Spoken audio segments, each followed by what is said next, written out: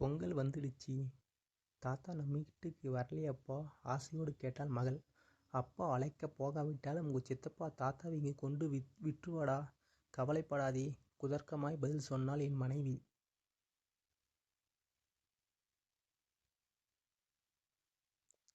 அப்போது என் அலைபேசி மணி ஒலித்தது. எடுங்க, உங்க தம்பிதான் இருக்கும். மனைவியின் யூகம் சரிதான். தம்பிதான் அழைத்தார். வணக்கம்ண்ணே, சொல்லுங்க என்றேன். என்னடா, அப்பாவை அழைச்சிட்டு போகலையா? தம்பி கேட்டார். அவரை சொல்லியும் குற்றமில்லை, அண்ணி தொந்தரவு செய்திருப்பாள். கொஞ்சம் வேலையாய் போயிடுச்சுன்னு, இன்னும் 1 மணி நேரத்தில் வந்துடல.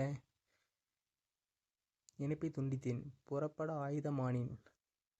அப்பா, எனக்கு ஒரு சந்தேகம் என்றால் மகள். என்னடா சந்தேகம்?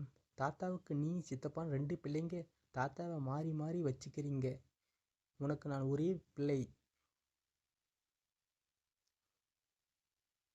உனக்கு வயசாயிட்டா 1 மாதம் நான் வச்சுக்குவேன். அடுத்த மாதம் நீ எங்கே போவ?